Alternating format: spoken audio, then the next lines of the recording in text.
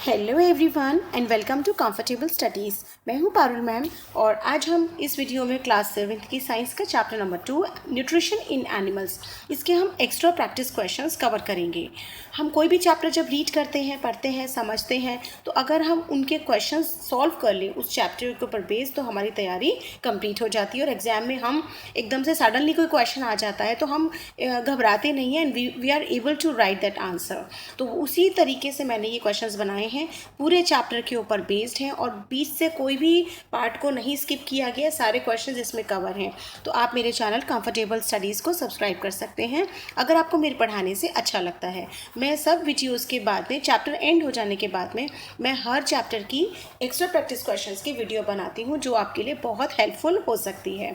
तो स्टार्ट करते हैं। इसमें फर्स्ट क्वेश्चन आता है, what is animal nutrition. Animal nutrition होता क्या है? तो animal nutrition includes nutrient requirement, mode of intake of food and its utilisation in the body. मतलब सबसे पहले तो हमें न्यूट्रिएंट रिक्वायरमेंट्स क्या क्या हैं हमारी बॉडी की, उसके according mode of intake of food, उसके अकॉर्डिंग खाने का खाना, और उस खाने को सिर्फ खाना ही नहीं, वो हमारी बॉडी को यूटिलाइज भी हो जाए, इस होल प्रोसेस को कहते हैं न्यूट्रिशन। तो व्हाट इज़ एनिमल न्यूट्रिशन? की एनिमल बॉडी में जब न्यूट्रिशन का प्रोसेस होता है, that is called animal nutrition. Okay, next is what is digestion. Digestion क्या होता है? The break down of complex components of food into simpler substances is called digestion. तो जब हम खाना खाते हैं तो हम जो हमारी बॉडी को न्यूट्रिएंट्स की रिक्वायरमेंट होती है, लाइक कैल्शियम, प्रोटीन, वाइटामिन्स, तो ये सब हम फूड में मिक्स होते हैं। वो ऐसे क्लियरली विजिबल नहीं होता कि ये कैल्शियम है, ये प्रोटीन है। तो जब वो फूड में मिक्स होता है तो वो कॉम्प्लेक्स कॉम्पोनेंट्स की फॉर्म में होता है। तो जिसको डाइजेशन, जब हमारा खाना अलग अलग अंदर जो इंटरनल पार्ट्स होते हैं, जो डाइजेस्टिव सिस्टम होता है, उसमें अलग अलग पार्ट्स में जाके वो ब्रेक होते रहते हैं और हर पार्ट का अपना एक रोल होता है। उनकी हेल्प से हमारा जो फूड है वो फूड ब्रेक हो जाता है इनटू सिंपलर सब्सटेंसेस, और इस पूरे प्रोसेस को क्या कहते हैं? डाइजेशन कहते हैं। Okay, next is right the different modes of feeding in animals. Animals में अलग अलग टाइप के मोड्स ऑफ फीडिंग क्या हैं? फीडिंग क्या होता है? कौन से तरीके से हम खाने को खाते हैं, उसको कहते हैं फीडिंग। जैसे हम लोग च्यू करके खाते हैं खाने को, लाइक ये यहाँ पे लिखा है, हम मुंह में डालते हैं and we chew with the help of our tongue and teeth. So this mode is being taken by the humans and several other animals also. इसके अलावा बहुत सारे एनिमल्स हैं या इंसेक्ट्स हैं, तो सबका अपना अलग अलग मोड ऑफ फीडिंग होता है। तो कुछ के नाम यहाँ पे मैंने लिखे हैं। This is called scraping, chewing, siphoning, capturing, swallowing, sponging and sucking। Okay, इनके अलग अलग टाइप हैं। तो कुछ इंसेक्ट्स जो हैं वो swallowing, sponging, sucking, इन सब के थ्रू अपना मोड ऑफ फीडिंग करते हैं। ओके, नेक्स्ट क्वेश्चन है, right what are the various organs included in elementary canal. हमारी जो डाइजेस्टिव सिस्टम है या जो हमारा एलिमेंट्री कैनाल है, एलिमेंट्री कैनाल होता है जो हमारा खाने को लेने के बाद अंदर हम माउथ के अंदर लेते हैं, उसके बाद से लेकर के पूरे एंड पार्ट तक, जहाँ तक हमारा खाना एज अ वेस्ट हमारी बॉडी से बाहर होने लायक हो जाता है, उस पूरे सिस्टम को क्या कहते हैं? एलिमेंट्री कैनाल या डाइजेस्टिव सिस्टम। तो ये एलिमेंट्री कैनाल जो है उसमें कौन कौन से ऑर्गन्स होते हैं? दिस इज बकल कैविटी, जो हमारे मुंह के अंदर का ये पार्ट है। इसके बाद oesophagus, then stomach, then small intestine, then large intestine and rectum and anus. तो ये हमारे माउथ से स्टार्ट होकर के हमारे लास्ट एलिमेंट्री कैनाल का last part is anus. Okay, एक बार अगर आप और रिपीट करना चाह रहे हैं मेरे साथ तो आप देख लीजिए, buccal cavity, oesophagus, stomach, small intestine, large intestine, rectum and anus. अच्छा, अब इसमें एक इंपॉर्टेंट क्वेश्चन यहाँ पे आ रहा है कि ये क्वेश्चन किस तरीके से और पूछा जा सकता है। एक तो इनको हमें सीरीज़ में लगाने को आ सकता है कि फ्रॉम टॉप टू डाउन ये कहाँ कौन सा ऑर्गन पहले होता है फिर बाद में होता है, तो ये हमें जम्बल्ड वे में दे दिए जाएंगे। तो हमें लिखना पड़ेगा कि पहले buccal cavity, then oesophagus, then stomach, small intestine, then large intestine, then rectum, then anus. Okay, या फिर हमें ये भी आ सकता है कि हमें कौन से इनमें से पार्ट हैं जो हमारे एलिमेंट्री कैनाल में इंक्लूडेड हैं और कौन से नहीं हैं। कोई और ऑर्गन दे देंगे और हमसे पूछा जाएगा कि कौन सा इनमें से एलिमेंट्री कैनाल में नहीं होता है, तो इसलिए हमें ये पता होना चाहिए। अच्छा, ये जो पूरी वीडियो है आप इसको एंड तक देखना। आई एम श्योर आपको ये बहुत हेल्प करेगी, आपको एग्जाम में इससे काफ़ी अच्छा स्कोर कर सकते हैं। ओके, नेक्स्ट क्वेश्चन आता है इसमें, what is the function of digestive juices secreted by various glands in the alimentary canal। Alimentary canal में माउथ से यानी बकल कैविजेस से लेकर के हमारे लार्ज इंटेस्टाइन तक सभी में कुछ डाइजेस्टिव जूसेस सिक्रेट होते हैं। जो वॉल्स होती हैं इंटरनल ऑर्गन्स की, जो एलिमेंट्री कैनाल के जो ऑर्गन्स हैं, इनकी जो वॉल्स होती हैं, इनसे अलग अलग ग्लैंड भी उसमें अंदर उसके साथ में लगी होती हैं, जो कि डाइजेस्टिव जूसेस सिक्रेट करती हैं, रिलीज करती हैं।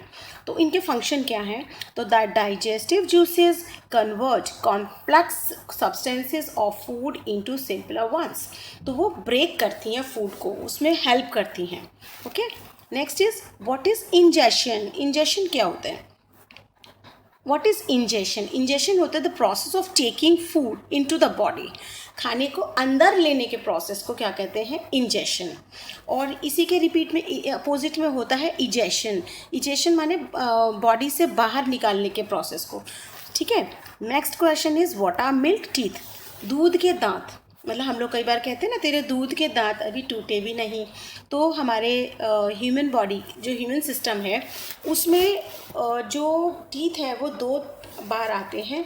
एक बार तो मिल्क टीथ जो 4, 5, 6 की एज से स्टार्ट हो जाते हैं, मतलब बचपन से होते हैं, लेकिन 4, 5, 6 तक हमारे सारे ऑलमोस्ट डेवलप हो जाते हैं। तो ये जो मिल्क टीथ होते हैं ये टूट जाते हैं 6 साल के बाद, ये 8 साल 9 साल पे टूटने लग जाते हैं। इसके बाद the first set of teeth grow during infancy and fall off at the age of 6 to 8 years are termed as milk teeth. इसके बाद परमानेंट टीथ आते हैं जो कि बिल्कुल पक्के होते हैं, जो टूटते नहीं हैं। अगर वो एक बार टूट जाते हैं फिर थर्ड बार कोई सेट ऑफ मिल्क टीथ नहीं आता है। ठीक है, तो the first set of teeth grows during infancy and fall off at the age of 6 to 8 and are termed as milk teeth, दूध के दांत।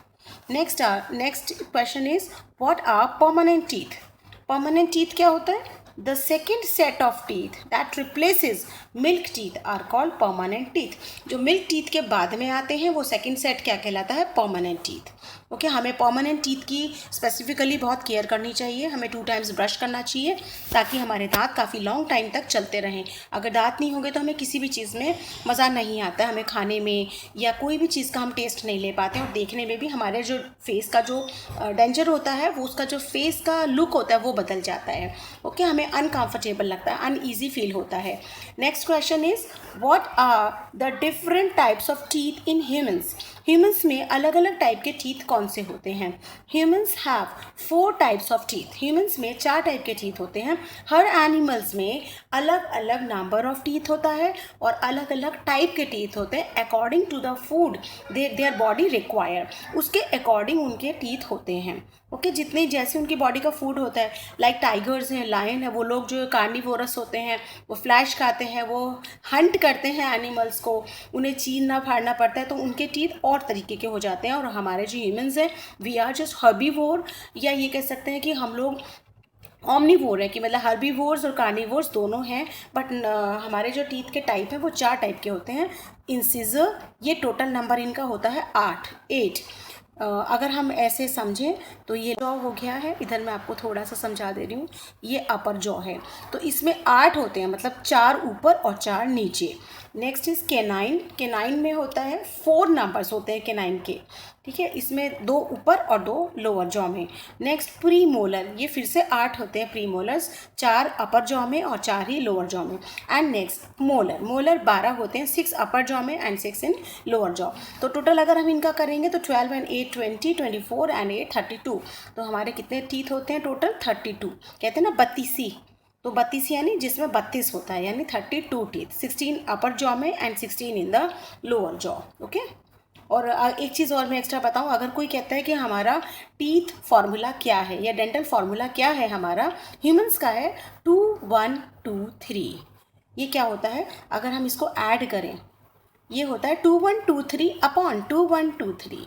इसका क्या मतलब निकलता है कि अगर हम इसको ऐड करें तो 2 + 1 3, 3 + 1 3 + 2 5 एंड 5 + 3 8। तो 8 इधर हो गया और 8 नीचे हो गया। ये अपर पार्ट का हाफ है, तो 8 और 8 कितना हो जाएगा 16, 16 ऊपर एंड 16 नीचे। तो हमारा डेंटल फार्मूला क्या है 2123 अपॉन 2123। ठीक है, एग्जाम में ये कई बार आ जाता है 2123। Next, where do we find salivary glands in human body. Salivary, saliva यानी लार, ये कहाँ पे पाई जाती है, ये तो हम ऐसे ही बता सकते हैं। Salivary glands which secrete saliva are in our mouth. कहते हैं ना मुंह में पानी आ गया, तो वो सेलाइवा होता है जो कि सेलाइवरी ग्लैंड्स रिलीज करती हैं। Next, what's role saliva play in digestion. Saliva का क्या रोल होता है। The saliva breaks down the starch into sugars. जो हम स्टार्च खाते हैं वो शुगर में कन्वर्ट कर देता है कौन, saliva. Breaks down the starch into sugars. Okay, next question is what is food decay. I think this is something wrong here. This is not food decay. This is tooth decay. I feel sorry for that. This is tooth decay. This is not food decay. I have written wrong here. What is tooth decay? Tooth यानी दांतों का DK हो जाना क्या कहलाता है। When we do not clean our teeth after having food, lunch dinner breakfast के बाद अगर हम गार्गलिंग या कुल्ला नहीं करते हैं, खाने के बाद अपने जो मुंह में पार्टिकल्स रहते हैं उनको हम बाहर नहीं करते हैं, तो harmful bacteria break down the sugar present in the left over food and releases acids. तो जो शुगर, जो खाने के में हमारे शुगर रह जाता है, वो बैक्टीरियाज जो होते हैं हार्मफुल बैक्टीरिया, वो उनको ब्रेक करने लगते हैं उस फूड को और एसिड रिलीज करने लगते हैं। अब ये जो एसिड होते हैं ये हमारे दांतों को डैमेज कर देते हैं। This is called tooth decay. Okay, तो हमें क्या करना चाहिए, एक तो 2 टाइम्स ब्रश करना चाहिए ज़रूर, and after having every meal हमें अपना गार्गलिंग या कुल्ला ज़रूर करना चाहिए। Next, draw a neat and labelled diagram of human digestive system. ये आपकी बुक में डायग्राम बना हुआ है, इसको आप बना के देख लेना, प्रैक्टिस कर लेना 2-3 बार, और इसके बाद इसमें हमें लेबलिंग भी आ जाती है जो कि हम अपनी प्रैक्टिस के बाद हम वहाँ पे एग्ज़ाम में कर सकते हैं। सिर्फ लेबलिंग भी आ जाती है या कई बार ड्रॉ करने को भी आ जाता है, तो आपको इसकी प्रैक्टिस करनी है। And please let me know, आप मुझे मैसेज करके बता सकते हैं कि आपने कमेंट बॉक्स में लिख के बता सकते हैं कि आपने प्रैक्टिस की या नहीं की, या आपको कैसा लगा। Next question is draw a diagram showing different regions of the taste buds of the tongue. हमारी टंग पे अलग अलग रीजन होते हैं, जैसे सार, स्वीट, बिटर, इन सब का टेस्ट अलग अलग टेस्ट बड्स होते हैं जिनकी लोकेशन अलग होती है। तो आप इसकी भी बुक से देख करके प्रैक्टिस करें, 1-2 बार में ये हो जाएगा। Okay, next, what is stomach. Stomach क्या है। The thick walled bag like structure of the elementary canal. Elementary canal का जो एलिमेंट्री कैनाल का ही ये पार्ट होता है, इसकी थिक वॉल होती है और ये थैले की तरह एक स्ट्रक्चर होती है। The inner lining of the stomach secretes mucus, hydrochloric acid and digestive juices. Okay, mucus, hydrochloric acid and digestive juices. और ये क्वेश्चन भी आ सकता है कि स्टमक कौन कौन सी सब्सटेंस रिलीज़ करता है, कौन कौन से प्रोडक्ट्स रिलीज़ करता है। तो क्या क्या करता है, तो mucus, hydrochloric acid, hydrochloric acid को HCl भी लिखा हुआ आ सकता है, and digestive juices. Next question, what are the functions of mucus, hydrochloric acid and digestive juices in the stomach, जो अभी हमने पढ़ा था। तो the mucus protects the lining of the stomach. Mucus क्या करते हैं, म्यूकस बहुत लसलसा सा होता है जो कि हमारे स्टमक की लाइनिंग को, खाना जो होता है वो कई बार रफ भी होता है, कोर्स भी होता है, रफ होता है, उससे हमारी इंटरनल लाइनिंग को बचाता है। The acid kills bacteria enters along with the food. और जो हाइड्रोक्लोरिक एसिड है, जो खाने के संग अगर कोई बैक्टीरिया चला जाता है तो उसको ये किल कर देता है। और जो डाइजेस्टिव जूसेस हैं, इनका काम तो ब्रेक डाउन करना होता है प्रोटीन को into simpler substances. Next, what is the length of the small intestine. The length of the small intestine is 6 to 7.5 metres long. ये काफ़ी लंबी होती है स्मॉल इंटेस्टाइन। अच्छा, यहीं पर ये क्वेश्चन और मैं कवर कराना चाह रही हूँ कि what is the length of the large intestine. वो अप्रॉक्सीमेट 1.5 मीटर होती है। Okay, next question, write a short note on liver. Liver के ऊपर शॉर्ट नोट लिखना है। तो liver is a reddish brown largest gland situated in the upper part of the abdomen on the right side. Right side में abdomen के upper part में ये लाल रंग की थोड़ी ब्राउनिश रेड कलर की ग्लैंड होती है। और यहाँ एक क्वेश्चन और आता है, which is the largest gland in human body. So answer is liver. Liver is the largest gland. It secretes bile juice. ये क्या सिक्रीट करती है? लीवर क्या सिक्रीट करता है? Bile juice. बाइल जूस कहाँ पे स्टोर होता है? गॉल ब्लैडर में। और जैसे हमारा डाइजेशन होता है तो थोड़ा थोड़ा उसमें से बाइल जूस गिरता रहता है, और जो कि गॉल ब्लैडर में इकट्ठा होता है तो थोड़ा थोड़ा गिरता रहता है। तो ये बाइल जूस क्या डाइजेस्ट करता है? फैट को डाइजेस्ट करता है। Okay, next question, write a short note on pancreas. Pancreas के ऊपर लिखना है। It is a large cream coloured gland located below the stomach. Stomach के नीचे क्रीम कलर की, वाइट से थोड़ा क्रीमिश कलर की ग्लैंड होती है। The pancreatic juice acts on carbohydrates, fats and proteins and change them into simpler substances. ये किस किस पे वर्क करता है? कार्बोहाइड्रेट्स, फैट्स एंड प्रोटीन्स पे। Okay, next question is who discovered the working of stomach. Stomach की working को किसने डिस्कवर किया था? तो डॉक्टर विलियम ब्यूमाउंट ने इसको डिस्कवर किया था। इसकी एक स्टोरी है जो बुक में आपके दी है, एक ब्लू बॉक्स में, आप उसको रीड करना, तब आपको पता चलेगा कि कैसे उन्होंने उसकी फंक्शनिंग को स्टमक की डिस्कवर किया था। Okay, next is define absorption. Absorption क्या होता है, इसको डिफाइन करना है। तो digested food pass into the blood vessels in the wall of the intestine. Intestine की जो वॉल होती है, वहाँ से जो हमने खाना खाया है उससे जो पार्टिकल्स होते हैं, जो हमारे बॉडी के लिए यूजफुल पार्टिकल्स होते हैं, वो ब्लड वेसल्स में वहाँ से एब्जॉर्ब होते हैं। इस प्रोसेस को क्या कहते हैं? एब्जॉर्प्शन कहते हैं। तो ये जो जितने क्वेश्चंस थे इस चैप्टर में, काफ़ी पूरा चैप्टर ऑलमोस्ट कवर हो गया है। आई होप मेरे पढ़ाने से आपको एग्जाम में काफ़ी अच्छा स्कोर करने मिलेगा। और आप मेरे चैनल कंफर्टेबल स्टडीज़ को सब्सक्राइब कर लेना, ताकि आपको आने वाली इसी तरीके की यूज़फुल वीडियोज़ का भी नोटिफिकेशन मिलता रहे। Okay, so happy learning, bye bye.